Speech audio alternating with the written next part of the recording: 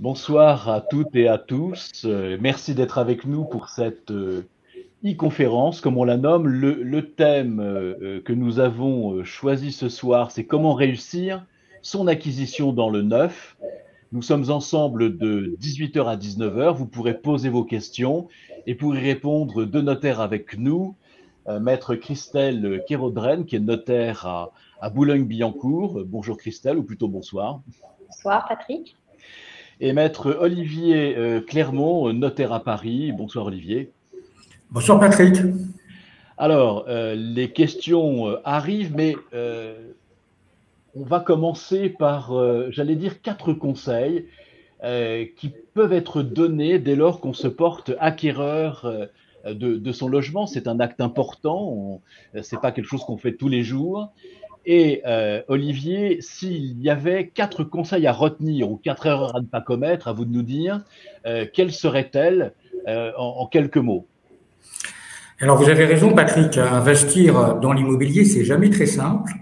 Et d'autant plus dans l'immobilier, dans le neuf. Pourquoi? Parce que quand on dit dans le neuf, c'est surtout l'acquisition sur plan. Donc vous allez acheter quelque chose que vous ne voyez pas. C'est toujours un peu compliqué. Acheter quelque chose qui va se construire au fur et à mesure. Donc on va vous donner quelques conseils. Mais surtout, c'est du bon sens, d'accord? Des conseils de bon sens. La première chose, c'est de visiter les lieux. Alors, pas l'appartement, parce qu'il n'existe pas le jour où vous achetez, puisque vous achetez sur plan. Mais visiter l'environnement. Dans quelle région allez-vous acheter? Ça, je crois qu'il est important de connaître la ville, la région, la ville, la rue, et d'aller voir le terrain, d'accord? On voit trop souvent des personnes acheter sur plan sans être allées une seule fois sur les lieux. C'est un investissement important et il faut connaître les lieux.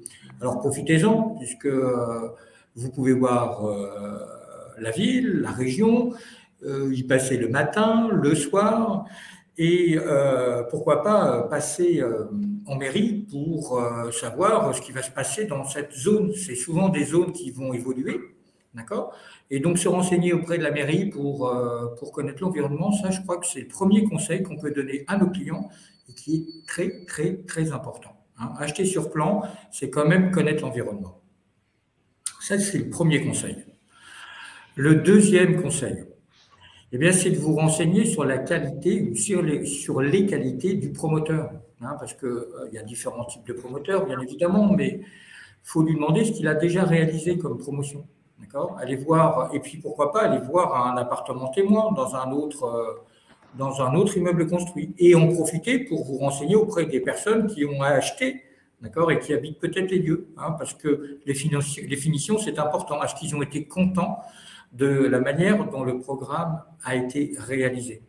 Ça, donc, c'est le deuxième conseil, se renseigner sur la qualité, la fiabilité du promoteur. Voilà, ça, c'est les deux premiers conseils très importants, c'est du bon sens. La troisième chose, c'est lire attentivement le contrat de réservation que vous allez signer.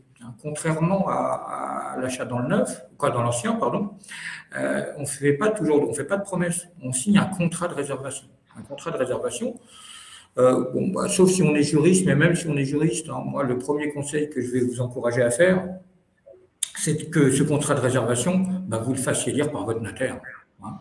Encore une fois, vous pouvez avoir le notaire du promoteur et ça ne coûte pas plus cher, vous pouvez vous faire conseiller par votre notaire. D'accord? Donc, les frais sont divisés par 2 dans ce cas-là et c'est pas deux fois. En tous les cas, c'est certain, ça ne coûte pas plus cher. Donc, 2 conseils pour le prix d'un, pourquoi le refuser? Voilà. Donc ça, c'est le troisième conseil. Le quatrième conseil, dans la mesure du possible aussi, c'est suivre le chantier. Alors suivre le chantier, évidemment, la plupart du temps, vous n'allez pas passer avec votre casque pour voir si le trou a été bien fait ou pas, mais regardez si les délais de réalisation et tout ça sont respectés, ça c'est quelque chose d'important. Et quand je dis suivre le chantier, c'est le suivre jusqu'à la fin, c'est-à-dire à la livraison. Ça, la livraison, c'est le point, la réception d'ailleurs. La réception de l'appartement, c'est le point, je dirais, le plus important. C'est à ce moment-là que vous allez pouvoir faire des réserves ou pas. Et là, il faut être un peu ingénieux. En tous les cas, plein de bon sens. Si vous visitez votre appartement l'été, si vous êtes livré l'été, bah, essayez de regarder si le chauffage fonctionne quand même. C'est pas mal. Parce que si vous en apercevez 6 mois après, le temps qu'ils viennent réparer, ça prendra un peu de temps. Testez les prises, d'accord? Mais toutes les prises. Parce que, évidemment, elles vont fonctionner, voilà, ça c'est certain. Mais le promoteur, même de bonne foi, il peut avoir un petit problème sur 2-3 prises qui sont souvent celles qui sont derrière le radiateur ou derrière la porte. Voilà, ça, la réception, elle est importante. Hein, vérifier que ça soit conforme à votre plan, tout ça. Donc, voilà, les 4 conseils qu'on pourrait donner à quelqu'un, bah, c'est que du bon sens. Hein, c'est visiter, se renseigner et anticiper. Voilà. Effectivement, hein, c'est 4 conseils terriblement importants parce que sinon on risque de se retrouver, comme dit la vieille expression, gros gens comme devant. D'ailleurs, dans le deuxième conseil que vous donnez, Olivier, il y a la qualité du promoteur, mais la qualité de la construction, les finitions. Alors Christelle, justement, si on parle de cela, imaginons que bah voilà, je prends livraison de mon appartement. Et puis je m'aperçois qu'il y a des trucs qui vont pas. Hein. J'ai des réserves à émettre. Les parties communes sont pas terminées. Et je me dis, bon, bah, le solde de 5% du prix de vente que je devais régler, peut-être que je peux le garder. Comment ça se passe? Alors, le principe, c'est qu'au jour de la livraison, votre appartement, lui, il doit être apte à recevoir la destination auquel il est prévu. Qu'est-ce que ça veut dire? Ça veut dire qu'il doit être habitable. Et qui dit habitable dit pas nécessairement 0 réserve.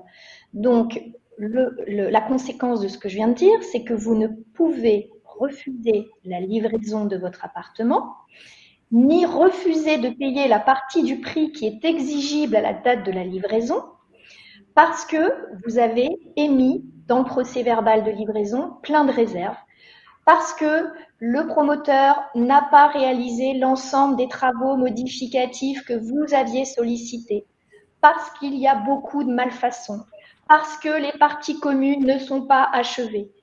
Tous ces motifs-là, ça ne veut pas dire que le promoteur n'aura pas à mener à bien la construction et à achever et à se mettre en conformité avec ce qui était prévu au contrat. Néanmoins, ce ne sont pas des causes qui vous permettent de dire soit je refuse la livraison ou je refuse de payer le solde du prix. Donc, soyez bien vigilants là-dessus parce que si vous refusez de payer la partie correspondant généralement à 5% du prix qui est exigible à cette date, eh bien, le promoteur peut refuser de vous remettre les clés. Et s'il refuse de vous remettre les clés, on sera bien avancé parce qu'au final, vous ne pourrez pas jouir de votre appartement. Vous serez probablement tenu de régler l'ensemble des charges de copropriété à compter de la date à laquelle le promoteur vous avait proposé de recevoir la livraison de votre appartement. Et puis, vous serez, si le promoteur, enfin, si vous deviez arriver à un conflit qui aurait du mal à se régler, vous pourriez être redevable de pénalités de retard, parce que généralement, dans les contrats de vente en l'état futur d'achèvement, on prévoit des pénalités de retard quand on ne paye pas l'échéance à bonne date, et ça peut aller jusqu'à la résolution de la vente à vos torts exclusifs avec d'autres pénalités complémentaires. Donc, un conseil, si vous avez beaucoup de réserves, si elles ne vous empêchent pas d'habiter dans l'appartement, ne refusez pas la livraison et ne refusez pas de payer le solde du prix. Il faudra donc bien faire état de toutes les problématiques que vous avez soulevées lors de cette livraison au sein du procès-verbal de livraison. Et le promoteur aura l'obligation de lever les réserves dans des délais qui ne sont hélas pas fixés par la loi, mais qui doivent être des délais raisonnables. Et voilà. Dans les conseils que donnait Olivier, ainsi que dans les vôtres, on s'aperçoit que finalement, bon, il y a le bien, c'est important, savoir ce qu'on achète, où ça se trouve, le contexte, etc., bien évidemment, mais il y a aussi toute la partie juridique qui n'est pas du tout négligeable, puisque Olivier disait, il y a le contrat de réservation, il faut bien le lire. C'est pas un contrat standard, c'est pas quelque chose, le promoteur il arrive avec un contrat de réservation, monsieur, madame, vous signez, ça se passe pas comme ça. Quelles sont les précautions à prendre, Christelle ou Olivier? Et Christelle et Olivier, d'ailleurs, mais pas l'un après l'autre. Christelle, Olivier. Bon, alors, il faut savoir qu'on va parler d'acheter un appartement dans le neuf, on parle bien d'appartement, hein, c'est de l'habitation. Ouais. Ce qui était compliqué dans le temps, c'est que acheter sur plan, c'est que l'immeuble il se construisait au fur et à mesure. Et le promoteur s'engageait à finir une construction. Il y a eu dans le passé des petits problèmes où le promoteur n'est jamais arrivé à finir sa construction. Donc tout ça a été protégé. On est dans ce qu'on appelle le secteur protégé. Et le législateur a souhaité donner toutes les garanties possibles à l'accédant à la propriété, à l'effet que la construction soit réalisée dans de bonnes conditions, et qu'elle soit achevée même si le promoteur tombait en faillite. Donc, vous avez déjà de bonnes garanties, et de toute façon, il n'y aurait pas un notaire qui passerait un acte de vente sans avoir la garantie d'achèvement. C'est-à-dire la garantie que même si le promoteur fait faillite, il y aura quelqu'un pour achever cet immeuble. Ça, c'est la première assurance. La deuxième assurance, c'est qu'acheter dans le neuf, ce qui est bien, alors effectivement, on peut avoir des mauvaises surprises, mais vous avez des garanties, différentes garanties pour des éléments d'équipement et ce qu'on appelle la dommage ouvrage. La dommage ouvrage, c'est pour être certain que pendant 10 ans, vous allez avoir une garantie qui va garantir l'ouvrage de l'immeuble. Alors, il y aura toujours des petits défauts parce que rien n'est parfait. Mais s'il y a trop de défauts, l'assurance dommage ouvrage sera là pour réparer les défauts de structure ou des choses comme ça, ILPA. Donc ça, c'est prévu par la loi et l'encadrement du contrat a été prévu par le législateur. On ne peut pas donner trop d'argent tout de suite, d'un seul coup. Voilà, donc ça, c'est assez cadré quand même par la loi, mais là-dessus, Christelle, j'ai peut-être été un peu vite et tu as peut-être des petites informations complémentaires à donner auxquelles je n'aurais pas pensé. Je dirais que la loi, pour parler du contrat de réservation, comme vous l'avez cité, elle a prévu un certain nombre de pièces et d'informations à faire figurer dans le contrat de réservation, qui est ni un compromis de vente, ni un contrat, je ne vais peut-être pas juridiquement le définir, parce que je pense que ça va être inconnu du grand public, qu'on appelle ça un contrat sui generis. C'est un contrat très spécifique qui engage le promoteur dans l'hypothèse où il réalise le programme. L'acquéreur, lui, l'acquéreur, le réservataire, a l'obligation de verser un dépôt de garantie qui peut aller soit jusqu'à 2% ou 5% selon la date à laquelle on pourra signer la vente en l'état futur d'achèvement. Et vous avez des informations et des pièces qui doivent être remises au réservataire, qui sont donc d'une part les plans, donc le plan de l'appartement et des annexes, qui sont certainement à ce stade, selon l'avancée du chantier, bien souvent des plans provisoires, qui seront donc peut-être modifiés au stade de la vente que vous signerez chez le notaire. Et vous avez une notice descriptive également qui va faire apparaître l'ensemble des prestations, équipements, tant de l'immeuble dans sa globalité que de votre appartement. Vous allez avoir aussi un plan de masse pour pouvoir situer votre appartement au sein de l'ensemble immobilier. Et est-ce que j'ai oublié quelque chose? Je crois que ce sont les éléments essentiels à ce stade. On est vraiment sur un contrat très, très en amont. D'ailleurs, des fois, ce n'est pas toujours le cas. Des fois, on peut être très proche de la livraison. Vous pouvez signer un contrat de réservation alors que l'immeuble est déjà en cours de construction et presque achevé. Néanmoins, ces pièces-là doivent être dans votre contrat. Les informations sur la date prévisible de livraison également, parce que ça, c'est important pour vous. Voilà sur les éléments essentiels du contrat de réservation. Je dirais que le contrat de réservation, c'est effectivement, comme le disait tout à l'heure Olivier, c'est important de le faire relire par un notaire parce que les notaires ont la pratique de ce que nous, on va mettre ou pas dans l'acte de vente et de ce qui peut avoir un intérêt à figurer dans le contrat de réservation en dehors des clauses qui sont légalement prévues par la loi. Je me répète, légalement par la loi, ok. Mais l'intérêt, c'est de voir un petit peu toutes les largesses que peut se permettre le promoteur au stade du contrat de réservation. on sait que bien souvent, quand on signe une vente chez le notaire, en l'état futur d'achèvement, on a très très peu de marge de négociation parce que les contrats de vente pour les particuliers sont souvent des contrats rédigés, pré-rédigés et avec une structure qui est la même pour tous les acquéreurs. Donc, il y a très peu de marge de négociation. L'intérêt, du coup, au stade du contrat de réservation, c'est de pouvoir éventuellement prévoir certaines clauses qui iraient plus en faveur de l'acquéreur et qu'on pourrait éventuellement négocier au moment de la vente. Enfin voilà, l'idée générale, c'est que ce contrat va quand même encadrer la base de ce à quoi vous allez vous engager dans la vente. Néanmoins, au stade de la vente, il faut savoir qu'il peut y avoir des modifications de plan, des modifications de la programmation, c'est-à-dire qu'un ensemble immobilier où il y avait une trentaine de logements peut peut-être passer à une cinquantaine de logements. Vous pouvez avoir des modifications même de ce qu'on peut faire comme typologie de biens. Et donc, c'est pour ça qu'au moment de la vente, à nouveau, effectivement, il est intéressant pour un acquéreur d'avoir son notaire pour pouvoir relire la trame classique du promoteur et pour pouvoir éventuellement s'assurer que ça rentre dans ce qu'on avait prévu et de s'assurer également que nos plans correspondent bien à ce qu'on avait signé au contrat de réservation, que il n'y a pas de modification substantielle. Vous pouvez avoir une date de livraison qui peut être modifiée et qui peut changer grandement ce que vous aviez en tête. Donc, voilà.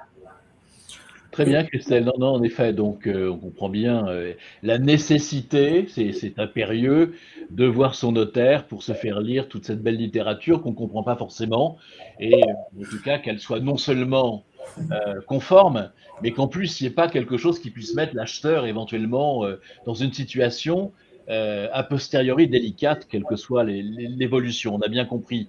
Une question de Loïc qui nous demande les avantages qu'il y a à acheter plutôt dans le neuf. Donc, quand il dit plutôt dans le neuf, je pense que c'est par rapport à l'ancien.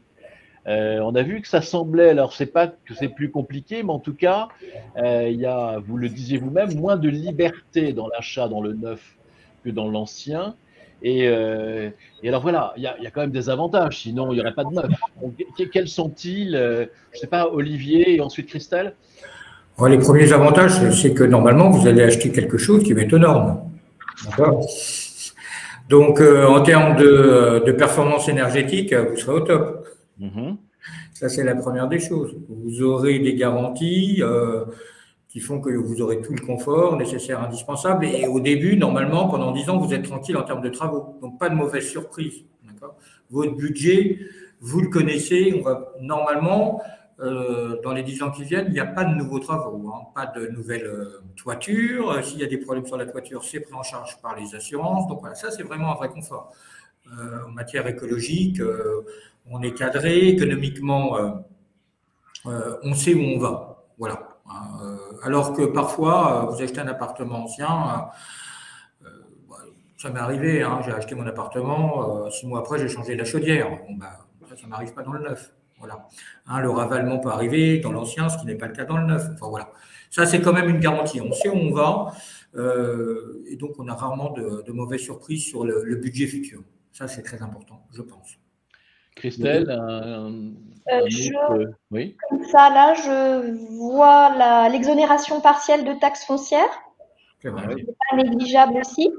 Dans les 2 ans de l'achèvement. Donc, j'ai dit partielle parce que elle est jamais totale, mais que ça peut avoir son. Surtout maintenant qu'on supprime la taxe d'habitation, les taxes foncières ont tendance à augmenter. Donc, je dirais que 2 ans avec une taxe foncière réduite, ça peut être intéressant. Vous avez des engagements fiscaux qui, effectivement, vont avoir leur sens aussi dans le cadre d'un investissement en l'état futur d'achèvement. Je pense à l'engagement avec la loi Pinel, avec des réductions fiscales derrière. Il trouve aussi que, alors, ça, c'est vrai et pas vrai, ça dépend des secteurs, mais vous savez que quand on investit dans un bien immobilier à un instant T, le prix de l'immobilier augmente, hein, chaque année, généralement, hein, surtout dans des secteurs où il y a des difficultés pour se loger. Ce qui fait que quand vous achetez un bien sur plan qui est livré 24 mois après, eh bien, dans les 24 mois qui suivent, votre appartement a pris de la valeur. Et puis, bien souvent, quand vous achetez en l'état futur d'achèvement, que vous faites un prêt, vous avez une période de votre prêt que vous ne payez pas. Vous ne payez qu'à partir du moment où vous êtes livré. Donc, souvent, c'est une opération pas blanche parce qu'évidemment, ça aura des intérêts, ça va entraîner des intérêts derrière qui, malgré tout, à un moment donné, il faudra les payer. Mais ça peut avoir son sens. Et puis c'est vrai parce qu'on n'y pense pas, on va vous parler de frais de notaire, alors réduits. J'ai compris que ce n'étaient pas des frais de notaire, hein, ce sont des frais d'acte. Voilà. Alors on vous dit réduit, pourquoi? Parce qu'en réalité, dans votre prix d'achat, vous avez la TVA. Donc le prix est annoncé avec la TVA comprise.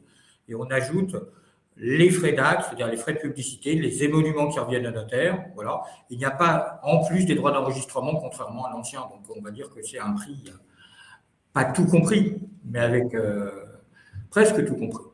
Là, vous êtes devin parce que Catherine nous dit, en fait, qu'est-ce que ça veut dire TVA réduite, frais de notaire offerts? On voit ça effectivement de temps à autre quand on passe devant des panneaux comme ça. Alors, est-ce que on rase gratis dans le neuf? C'est extraordinaire. Plus de frais de notaire, comme on les appelle, une TVA qui existe presque plus. Non, c'est pas. Est-ce qu'il y a des obligations aussi? Il y a forcément, on est en France quand même.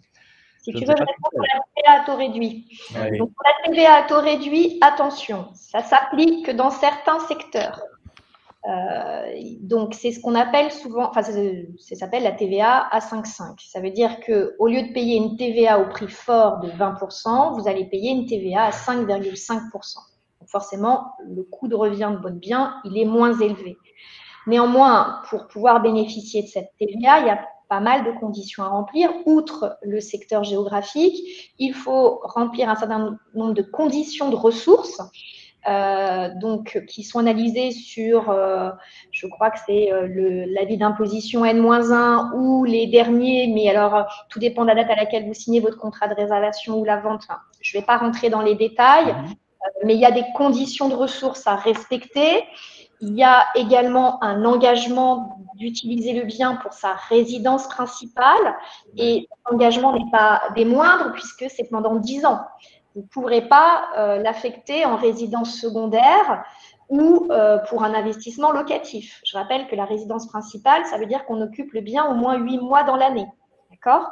Donc ça, c'est le principe pour la TVA au taux réduit, les grandes lignes. Après, l'autre question, c'était… les frais de notaire réduits. Non, non, c'était offert. frais de notaire offert.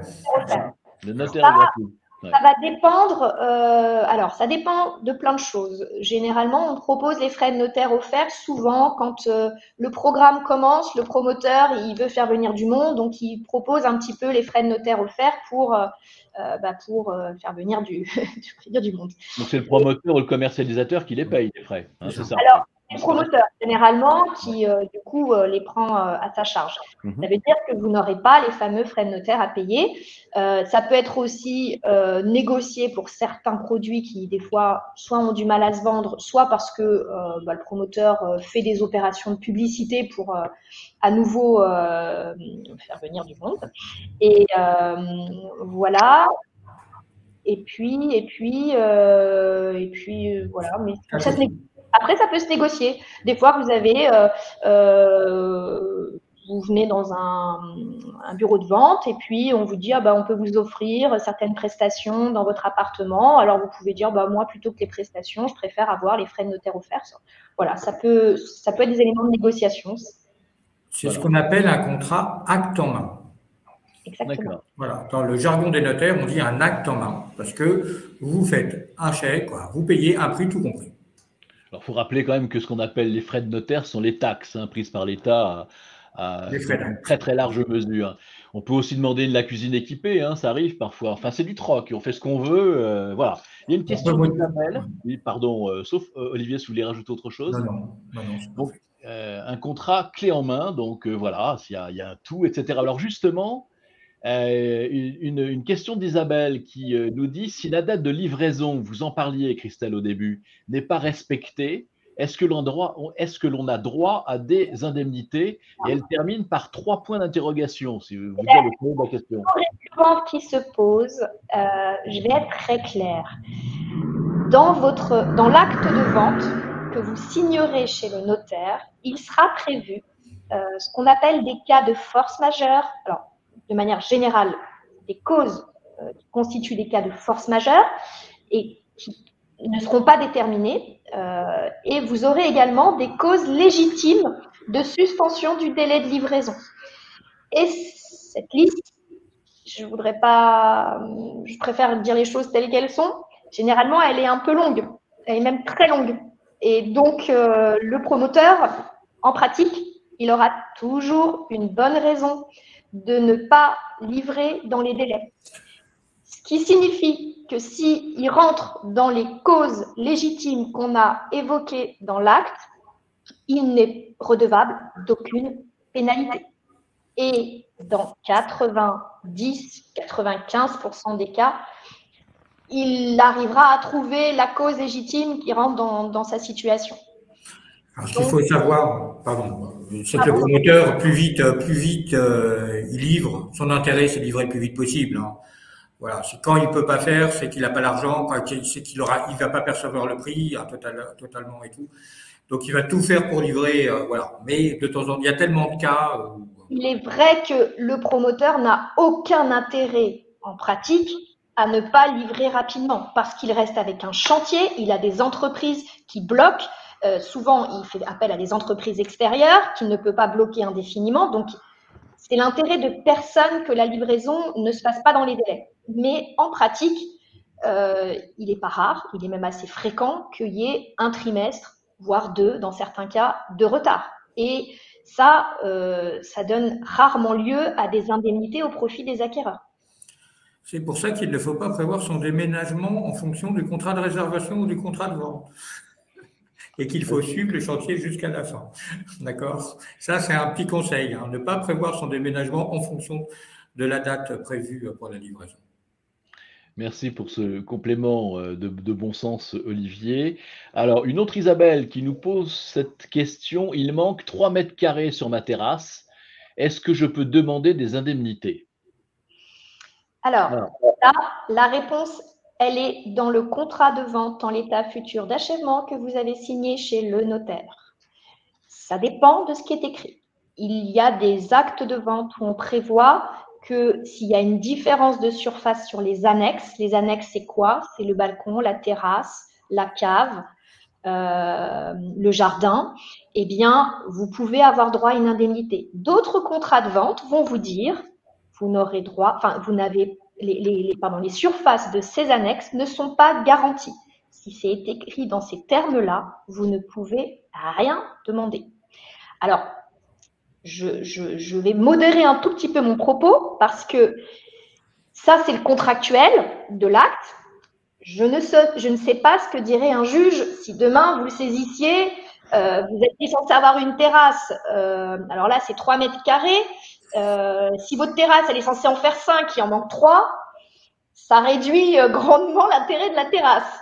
Bon, après, est-ce qu'on peut parler de terrasse sur 5 mètres carrés? Je pense pas, mais voilà, vraiment, je pense qu'après, c'est une appréciation souveraine que pourrait en faire un juge si demain, vous alliez devant un tribunal. Parce que c'est pas parce que le promoteur a écrit quelque chose dans l'acte que pour autant, il va à coup sûr gagner si demain, vous étiez en litige avec lui.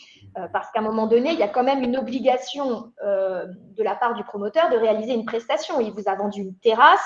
Si il ne garantit pas la surface, mais que c'est plus une terrasse, ça devient un tout petit balcon, on peut se demander si effectivement là, il n'a pas été un peu trop fort et si vous n'auriez pas droit à une indemnité. Mais là, je m'en remets à ce que pourrait dire le juge. Et puis ça dépend, si le juge a des problèmes lui aussi de terrasse, hein, ça arrive, hein, ça influence parfois les décisions. Alors, autre question de Jean-Michel. Est-ce que lorsqu'on achète en neuf, on peut revendre tout de suite? Oui, est-ce que tu veux répondre, Olivier, ou je... Oh, oui, oui, oui, on peut revendre, on peut même vendre le contrat de réservation avant qu'il même soit achevé. Mais voilà, c'est possible. Mais il y a peut-être, Christelle, tu as peut-être d'autres choses à dire là-dessus. En fait, on peut céder, on appelle ça non pas la vente du bien, mais la cession du contrat. Il faut que vous ayez signé la vente en l'état futur d'achèvement chez le notaire. Vous pouvez céder à tout moment votre contrat à un tiers. Ça, c'est une règle de principe. Le promoteur ne peut pas s'y opposer. Néanmoins, il faut que vous soyez à jour du paiement des différentes échéances qui vous auront été faites. Parce que effectivement, votre acquéreur va se subroger dans vos droits, donc il va devenir le nouvel acquéreur, le nouveau co-contractant du promoteur, et il faut donc que vous ayez respecté vos obligations de paiement prévues au contrat. Et donc, il faudra obtenir un écrit du promoteur au moment où vous signerez chez le notaire pour confirmer effectivement que vous êtes bien à jour. Mais si il y a des avantages fiscaux qui sont accordés, est-ce qu'il n'y a pas des délais où on doit garder le bien, sauf à renoncer aux avantages fiscaux, bien évidemment? Il y a parfois des contraintes? Alors là, on n'est plus dans la cession de contrat, on est d'accord, hein, On mais est sur la oui, revente. oui. J'ai acheté le bien est construit, d'accord? Oui. J'en suis propriétaire, toutes les formalités sont faites, mais voilà, j'en veux plus. Donc je veux le vendre comme je le ferais avec quelque chose de plus classique, avec un bien ancien. Mais voilà, j'ai fait par exemple une loi Pinel ou j'ai fait quelque chose qui m'accorde un avantage fiscal. De quel engagement on parle? Si on parle de la TVA à taux réduit Mhm. dont vous avez bénéficié et que vous revendez le bien, le principe, c'est que, alors j'ai un doute sur le délai au terme duquel vous allez revendre, parce qu'évidemment que si vous faites une belle plus-value parce que vous avez revendu un bien que vous venez juste d'acheter, je ne suis pas certaine que vous puissiez du coup bénéficier d'une revente sans être redevable du complément de TVA que vous n'avez pas acquitté au moment de votre acquisition.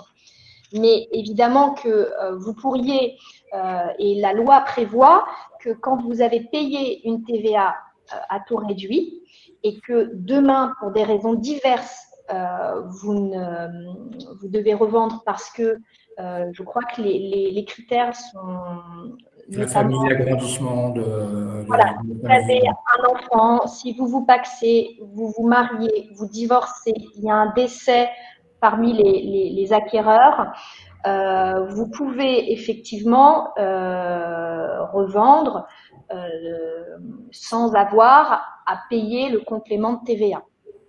D'accord? Concernant la loi Pinel, alors là, vous vous êtes engagé à louer le bien pendant un certain délai. J'ai un doute sur la complétude de l'engagement que vous avez pris, savoir si vous pouvez le transmettre à votre acquéreur. Si vous revendez le bien, la location se poursuit, j'ai un doute sur le point de savoir si effectivement il peut y avoir une reprise d'engagement. Là, je pense qu'il faut qu'on Sauf erreur vérifie. de ma part, non, je crois qu'en réalité, on remet en question la déductibilité. Bon, sauf erreur. Voilà. D'accord. Ouais. C'est une très Voilà. mauvaise idée, hein, donc il faut garder Surtout, son bien et le louer, oui, tout à fait. quand vous prenez l'engagement et que vous avez des déductions fiscales sur vos revenus, vous gardez bien l'engagement. Il n'y a que quelques exceptions lorsque vous avez acheté à deux, que vous vous séparez et que l'un des deux conserve. Et dans cette hypothèse-là, ça fonctionne, mais il faut faire attention. Hein, d'accord, voilà. C'est pas si simple que ça, il faut le travailler à chaque fois. Et d'où l'intérêt d'aller revoir son notaire à chaque fois qu'il y a une petite chose. Absolument. Il Oui, ne faut oui. vraiment pas hésiter.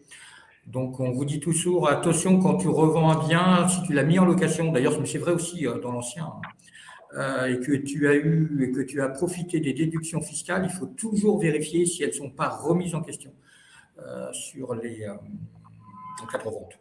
Ce qui est le cas dans le Pinel, ou parfois dans l'ancien, sur les déductions. Pour les engagements de 3 ans où on est en réel, au forfait. Voilà. D'ailleurs, sur toutes les questions qu'on se pose, et bien évidemment, il faut se les poser avant d'agir parce que souvent après, Quand on est dans le cadre d'un contentieux, c'est autre chose, ça peut être très long et en tout cas, c'est toujours coûteux. Mieux vaut s'informer auprès de son notaire, ne pas hésiter, il n'y a pas de questions stupides.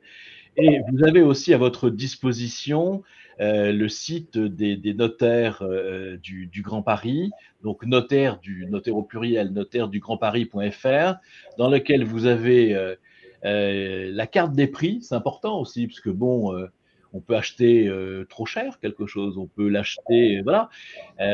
Donc il faut absolument regarder et voir si on est dans la bonne fourchette de prix. Il y a aussi tout l'annuaire des notaires, parce que quand on en cherche un, vous avez la certitude que c'est un vrai notaire s'il est sur le site. Et puis tout cela, vous pouvez le faire tranquillement chez vous, ce qui permet quand même déjà aussi de pouvoir avancer sur ces projets. Alors, une question de Jean-Manuel. C'est une question contentieuse, hein.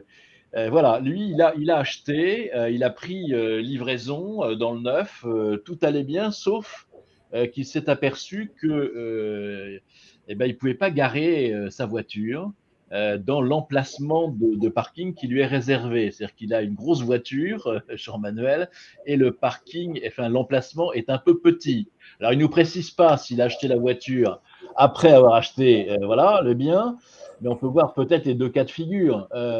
Qu'est-ce qu'il peut faire en dehors de revendre sa voiture, ce qui paraît assez simple, mais on comprend qu'il ne soit pas vraiment heureux. Donc, est-ce que finalement, Jean-Manuel peut obtenir quelque chose, ou en tout cas, dans le cadre d'un contentieux, qu'est-ce qui se passerait? Je ne sais pas, Olivier. Alors, je ne suis pas très bien placé parce que je n'ai pas de voiture. Cependant. Bon, normalement, vous avez des plans cotés. D'accord. Donc, en théorie, il faut voir si ça correspond au plan coté ou pas. Mais il arrive parfois quand même que le parking ne correspond pas exactement au plan coté. Et là, tu m'arrêtes, Christelle, mais je crois que tu peux avoir un recours dans ces cas-là, hein, parce que si ça ne correspond pas à la chose… C'est le même principe que les annexes, en fait. C'est-à-dire que si, dans votre acte de vente, il est prévu qu'on ne garantit pas les parkings, que vous pouvez avoir… Alors, deux choses. Si on vous dit dans votre acte de vente que on ne garantit pas la surface des parkings et que vous pouvez avoir à subir des comment on appelle ça, des gaines, ce genre de choses, mais ça c'est en pratique, ça arrive aussi, que vous ayez l'obligation de faire plusieurs manœuvres pour vous garer. Clairement, si effectivement votre véhicule rentre dans la place, mais qu'il faut faire plusieurs manœuvres, vous ne pourrez pas vous retourner contre le promoteur. Après, je ne sais pas quel est le véhicule de ce monsieur. Il ne dit pas. Donc, s'il a un véhicule qui n'est pas dans la moyenne des véhicules classiques, il faut voir de quoi on parle. Et est-ce que réellement il ne peut pas du tout s'y garer, ou est-ce que c'est très compliqué pour lui de s'y garer? C'est-à-dire qu'il faut voir de quoi on parle. Si réellement il ne peut pas s'y garer et qu'un véhicule normal ne pourrait pas s'y garer, là, le promoteur, évidemment, ne respecte pas ses obligations de fournir un parking, comme je le disais tout à l'heure, apte à sa destination, apte à recevoir un véhicule. Là, après, il faut voir de quoi on parle. Il y a des normes qui sont fixées par la loi. Donc, votre place de parking doit un minimum pouvoir effectivement recevoir un véhicule lambda. Ça ne signifie pas qu'elle reçoit tout type de véhicule. Il y a des véhicules qui sont très, très imposants et il est possible qu'ils ne rentrent pas dans la place. Je ne suis pas certaine que dans ce cas de figure, vous ayez un recours contre le promoteur. Là où je pense qu'effectivement, c'est important de regarder le contrat de vente, ce qui est écrit dans le contrat, de vérifier est-ce que oui ou non un véhicule normal peut s'y garer avec plusieurs manœuvres. Et à partir de là, vous saurez si effectivement vous avez un recours ou pas contre le promoteur. Patrick, je vais revenir un peu sur un des conseils, encore un petit conseil, vous parliez de la carte des prix, des choses comme ça. Ouais. Je vous encourage aussi fortement, et ça c'est du vécu, hein, je m'en souviendrai tout le temps, parce qu'un jour mon beau-frère vient me voir, il me dit « Ah, j'ai trouvé un appartement à vendre en VFA dans une ville, en vente sur plan, voilà. Et on me l'a proposé à tel prix. » Voilà. Alors le premier conseil, toujours, hein, c'est si on vous propose un bien défiscalisant, souvent, d'accord, à tel prix, ben, c'est d'aller sur Internet et puis de regarder à l'adresse si vous ne pouvez pas trouver le même bien dans le même programme pour un peu moins cher et qui sera tout autant défiscalisant, sauf qu'il ne vous aura pas été proposé par quelqu'un, par un intermédiaire. Voilà. Donc, commencez par ça, pour les prix moyens et tout ça, mais allez sur Internet et tapez l'adresse du bien et regardez le prix de vente. Ça peut être aussi intéressant. Je m'entendais déjà bien avec mon beau-frère, ça continuait, il a cru que j'étais compétent après. Parce que son prix a fortement diminué, je vous assure. Ah ouais, non, mais c'est vrai que les prix sont libres, enfin à peu près, donc effectivement, c'est Exactement. important. Ouais, ouais. Il y a des commercialisateurs, il y a toute une pyramide. Voilà, il y a plein de gens qui prennent des marges qui ne sont peut-être pas toujours utiles. Voilà, ça il faut vérifier si on peut faire baisser ces marges en supprimant quelques tranches de temps en temps de commercialisateurs. Une question de Françoise sur l'exonération de la plus-value quand on vend sa résidence principale. Elle veut savoir d'abord si ça existe toujours. Il y a tellement eu de suppression d'avantages fiscaux que effectivement on peut se poser la question. Elle veut savoir si c'est la même chose dans le neuf ou dans l'ancien. Ou est-ce qu'il y a une nuance ou est-ce qu'il y a une différence? Christelle? Alors, la plus-value, l'exonération de la plus-value au titre de la résidence principale existe toujours, heureusement. Donc là-dessus, soyez rassurés. Quand vous vendez votre résidence principale, vous ne payerez pas de plus-value, que vous ayez acheté votre bien dans le neuf ou dans l'ancien. Ça ne change rien. Pour continuer dans cette réflexion, évidemment, quand on parle de résidence principale, il faut que ce soit une résidence effective, celle que vous déclarez fiscalement, celle où vous avez tous vos centres d'intérêt. Il ne s'agit pas de dire je vais vendre un bien que j'ai occupé historiquement mais que j'occupe plus et donc je vais le mettre en résidence principale juste pour bénéficier de l'exonération alors que j'ai pas moyen de prouver que effectivement j'y étais bien. Ça fonctionne pas. En tout cas, l'administration fiscale pourrait remettre en cause le bénéfice de l'exonération. En revanche, vous avez le droit de vendre un bien qui a constitué votre résidence principale jusqu'à sa mise en vente. Et quand bien même vous le vendez, parce que comme tous, on sait que des fois les biens ils se vendent vite, d'autres ils se vendent moins vite. Si vous mettez 3 mois, 6 mois à le vendre, voire un peu plus, vous pourrez malgré tout bénéficier d'exonération dans la limite d'un certain délai qui sera apprécié à nouveau souverainement par l'administration fiscale, mais vous bénéficierez bien de l'exonération de plus-value. Une question de Marcel sur l'acquisition dans le neuf. Alors, est-ce que c'est réservé aux personnes physiques, à monsieur et à madame tout le monde, ou est-ce que ça peut être fait par l'intermédiaire d'une SCI, c'est ça, une société civile immobilière? Ou est-ce qu'il y a des restrictions? Non, l'achat dans le neuf peut être réalisé soit par une personne physique, soit par une société civile.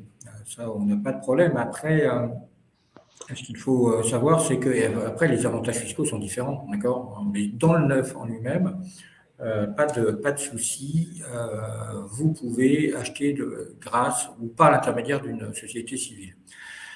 J'attire votre attention, et ça n'a rien à voir, mais enfin un petit peu quand même. Méfiez-vous si un jour vous mettez en location un bien par l'intermédiaire d'une société civile, il n'y a pas de location meublée.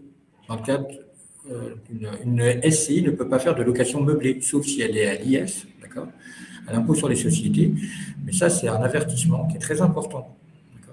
Si vous faites de la location meublée, vous ne pouvez pas le faire par l'intermédiaire d'une société civile immobilière. Parce que la location meublée, c'est une activité commerciale et une société civile a une activité civile.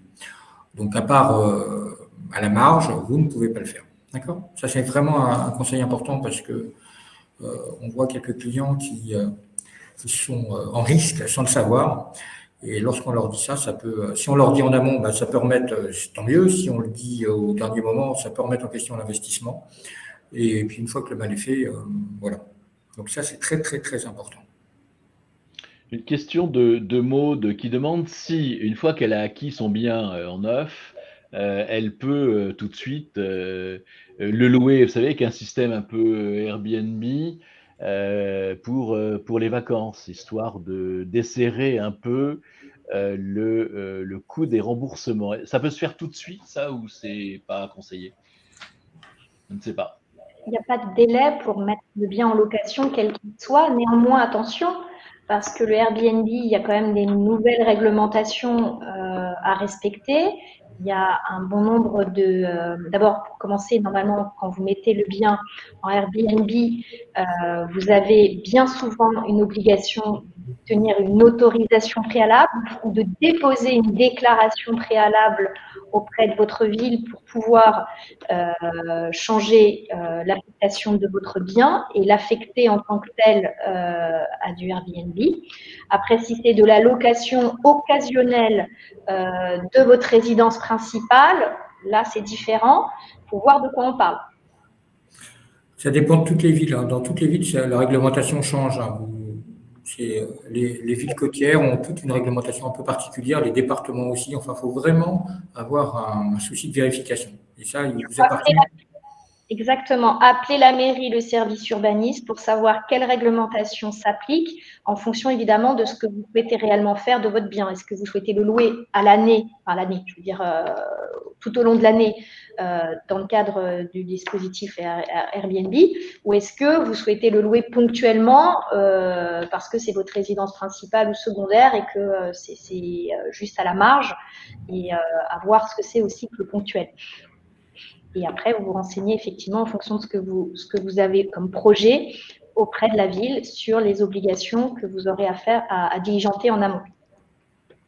Robert vous demande ce qui se passe en matière de syndic. Il dit, lorsque on achète un appartement dans l'ancien, dans une copropriété, il y a normalement un syndic. Mais là, voilà, quand c'est tout neuf, on fait quoi?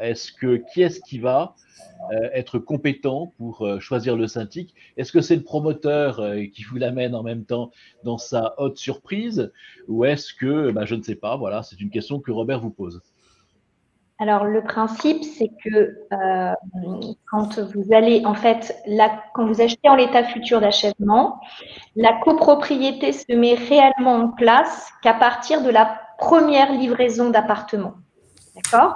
Jusque-là, c'est le promoteur qui est responsable de tout et il n'y a pas de copropriété en fonctionnement. La copropriété se met en place qu'à ce stade-là, première livraison. Et il est prévu dans tous les actes de vente en l'état futur d'achèvement qu'on signe chez le notaire que le promoteur nomme le syndic provisoire. Et on prévoit également, dans 95% des VFA, que c'est le syndic provisoire qui recevra la livraison des parties communes et qui donc aura toute compétence pour effectuer toutes les démarches de mise en copropriété, enfin pas de mise en copropriété, mais du fonctionnement de la copropriété, dès la première livraison. Ça, c'est ce qu'on prévoit dans nos actes. En pratique, généralement, le promoteur fait en sorte que le syndic provisoire, qui est un syndic de copropriété, qui est un professionnel, généralement, convoque, excusez-moi, je vais y arriver, une assemblée générale avant les premières livraisons, afin qu'il soit,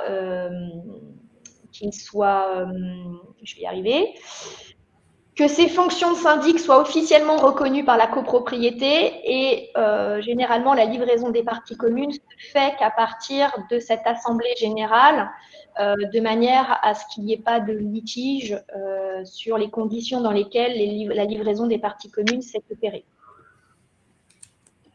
Une question opportuniste d'Olivier. Oui, pardon, c'est elle. Remarque très important, je pense. Lors de cette première assemblée générale, où on va soit valider le mandat du syndic provisoire, soit nommer un autre syndic. Donc ça nécessite au préalable effectivement une mise en concurrence. Généralement, c'est le syndic qui fait en sorte de prévoir d'autres contrats, mais vous avez le droit, vous aussi, en tant que copropriétaire, de soumettre à cette assemblée d'autres contrats de syndic. À cette occasion-là, donc, outre le fait de valider le contrat du syndic, on va également prévoir le budget prévisionnel de la copropriété et on va aussi nommer les membres du conseil syndical. C'est important, à mon sens, d'assister à cette première assemblée parce que les membres du conseil syndical vont avoir un rôle à jouer lors de la livraison des parties communes parce qu'ils ont le pouvoir d'assister à la livraison des parties communes. C'est d'ailleurs les seuls à pouvoir le faire, en plus du syndic. Et je pense que ça a tout son sens de pouvoir être présent et de voir si on a bien tout relevé, si on a bien fait attention à cette anomalie-là. Parce qu'on est, certes, on est propriétaire de son appartement, mais on a aussi tout intérêt à ce que les parties communes soient livrées dans de bonnes conditions. Et donc, faire partie des membres du conseil syndical a du sens. Absolument. Donc, il ne faut pas hésiter, hein. Il ne faut pas uniquement se contenter de la facilité et se rappeler quand même cette forme de liberté tout en respectant effectivement tout ce formalisme qui est plus qu'important. Alors, une question opportuniste qui vous est posée par Jean-Daniel. Est-ce qu'il faut attendre pour acheter dans le neuf? Alors, sous cette question, je pense que c'est plutôt est-ce qu'il faut attendre la fin des élections pour se porter acquéreur au cas où, je ne sais pas, le prix du mètre carré, le prix de la promotion, etc., changerait. Est-ce que finalement, il y a une coïncidence entre la vie citoyenne, si j'ose dire, et puis les projets de chacun? Vous conseilleriez quoi si on a envie d'acheter, besoin d'acheter? On attend, on fait tout de suite, on reporte, je ne sais pas. Olivier, tu veux répondre? Bon. Alors d'abord, aujourd'hui, il faut savoir que vous avez compris que tout augmentait. Oui. Voilà. Les matériaux augmentent et c'est d'ailleurs un peu compliqué parfois pour les promoteurs. Je rappelle que les prix ont été fixés dans l'ancien sur des prix anciens avec des matériaux qui ont fortement augmenté depuis. On le voit quand on fait des travaux, on le voit lorsqu'on construit un immeuble. Ça, c'est plutôt côté promoteur et ceux qui ont acheté, tant mieux puisque ça coûte, ceux qui payent aujourd'hui, ceux qui construisent, ça leur coûte un peu plus cher que ce qu'ils avaient prévu initialement. Alors, faut-il acheter ou pas encore aujourd'hui? Moi, ce que je crois, c'est qu'aujourd'hui, on vous prête. Alors, si vous investissez dans du locatif, on vous prête pour acheter. C'est le seul marché. L'immobilier, c'est quand même le seul marché où on vous prête. Au début, vous avez presque zéro et à la fin, il y a quelqu'un qui a remboursé l'emprunt pour vous. C'est le locataire, une bonne partie. Donc, ça, c'est quand même sympa. Faites pas ça en bourse, parce que si vous faites ça en bourse, c'est un petit peu plus risqué. Ouais. La valeur pierre, elle est là. Il y a des quartiers qui existent aujourd'hui, qui n'existaient pas avant. Et la pierre est là. La valeur refuge de la pierre, je crois que c'est toujours quelque chose de très important. Et il faut y croire. Alors évidemment, si vous investissez dans une région que vous ne connaissez pas, comme je l'ai dit, qu'on vous promet une résidence étudiante dans une ville où il n'y a pas d'étudiants et où il n'y a pas d'université, n'y allez pas. Je vous le déconseille. Cependant, moi je pense qu'il faut continuer à investir. Alors maintenant, les élections ou pas, je crois que je ne vais pas répondre à la question parce que dans les 15 jours qui viennent, ça ne va pas changer grand-chose, je pense. Mais sincèrement, j'ai rarement vu des gens être déçus de leur investissement. D'autant plus, parfois les clients qui ne connaissaient pas la région, c'est pour ça que je dis qu'il faut vraiment visiter, je le disais sur le ton en avertissement, mais c'est vraiment très très important. Mais quand vous connaissez la région, la ville dans laquelle vous allez investir, allez-y, investissez. Voilà. Après, regardez vos programmes, vérifiez à quel prix vous achetez, n'achetez pas. Voilà, vous pouvez avoir des prix complètement différents dans un même programme suivant la manière dont vous êtes arrivé sur ce programme-là. Ça, je crois que c'est très, très important. Alors, faut-il investir? Oui, allez-y. Et encore une fois, les taux remontent, mais ils sont encore très, très bas. J'ai regardé, il n'y a pas très longtemps, je suis tombé sur le titre de propriété de mes parents qui avaient acheté en 1980. Les taux d'intérêt à l'époque étaient de 15 ou 18%. Voilà. Mais il y avait une belle inflation aussi. Ouais. Et justement, on nous dit que l'inflation va revenir. Oui, oui, absolument. Et à qui ça profite? L'inflation aussi aux propriétaires immobiliers. Donc il y a toujours des vagues. Alors il faut pas jouer là-dessus, d'accord? Je pense que l'investissement dans la pierre, c'est un investissement à long terme. Hein, si vous achetez pour revendre et que vous comptez uniquement sur la plus-value pour faire des bonnes affaires, bah, soit vous êtes un homme d'affaires et faites-le, mais voilà. Mais sinon, sur le long terme, voilà, le marché immobilier, il monte, il descend, il monte, il descend, il monte, il descend, mais il continue de monter. On a des problèmes de logement en France, on l'a dit, on le répète. Donc, a priori, voilà. Oui, il est vrai qu'actuellement, les taux d'intérêt sont bas et que les taux d'intérêt commencent à augmenter et vont probablement encore augmenter, ce qui va réduire la capacité d'emprunt des ménages. Mais en même temps, donc certains vont penser que du coup, ça va faire baisser les prix. Mais comme l'a dit Olivier justement, les matières premières sont de plus en plus chères. Donc j'ai du mal à penser qu'à un moment donné, réellement, les prix vont baisser dans le neuf. Ou en tout cas, de manière très sensible. Donc, moi, je dis que si on a un projet aujourd'hui, il ne faut pas trop attendre parce que les taux d'intérêt augmentant, on réduit chaque semaine qui passe, on réduit sa capacité un petit peu. Voilà. On va prendre une dernière question d'Isabelle qui nous dit si le délai de livraison du bien dépasse 1 an, c'est quand même un gros laps de temps. Qu'est-ce qui se passe? Est-ce que ça annule la vente? Est-ce qu'on a droit à des dommages-intérêts? Que faire? Hélas, je réitère ce que j'ai dit tout à l'heure. Si on est dans un cas légitime, soit de suspension du délai de livraison prévu dans le contrat ou un cas de force majeure, ça peut durer 1 an, 2 ans, 3 ans. Hélas, vous n'avez pas de moyen de vous retourner contre le promoteur qui, lui, va dire « mais moi, j'y suis pour rien, je veux bien, mais j'ai ça qui m'impacte clairement, je ne suis pas en capacité de vous livrer votre appartement dans le délai. » Et je peux vous justifier des raisons pour lesquelles je ne peux pas livrer et ces raisons étaient prévues au contrat. Donc, évidemment, il faut qu'il puisse en justifier et normalement, le promoteur a l'obligation de vous notifier les causes de report du délai de livraison au fur et à mesure de celle-ci.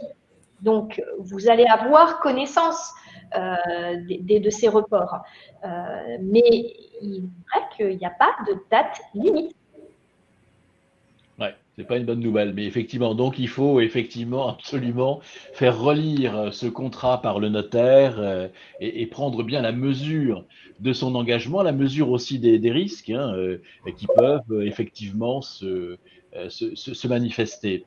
Alors, nous sommes maintenant pratiquement à la fin, donc pour ceux qui n'ont pas pu avoir réponse à leurs questions peuvent toujours voir leur notaire. Et puis, de toute façon, nous donnons rendez-vous donc pour les prochaines e-confnotes, c'est-à-dire ces rendez-vous comme ce soir qui sont, j'allais dire, prévus. Alors, le 9 juin, le thème sera celui de la PMA. Et le 16 juin, celui de la gestion de patrimoine, notamment au travers d'un certain nombre de lois. Vous avez entendu parler de la loi, comment l'appelle-t-on? Dutreil, c'est ça, par exemple. Donc, tout cela, ce sera avec vos questions, ce sera débattu, bien évidemment, avec deux notaires comme d'habitude. Alors, je réitère ce que nous avons dit. N'hésitez pas à consulter le site des notaires avec un S du grandparis.fr pour y trouver souvent réponse d'ailleurs à vos questions, trouver la carte des prix pour savoir ce que l'on achète, à quel prix, etc. Puis voir l'environnement, c'est important aussi, comme le disaient nos deux notaires. Il ne faut pas non plus acheter sans. Vous savez, les promoteurs disent toujours ce qui est important, c'est l'emplacement, l'emplacement, l'emplacement et l'emplacement. Bon, et aussi le contrat à lire quand même, ça les promoteurs le disent pas toujours, mais en tout cas, faites-le avec votre notaire.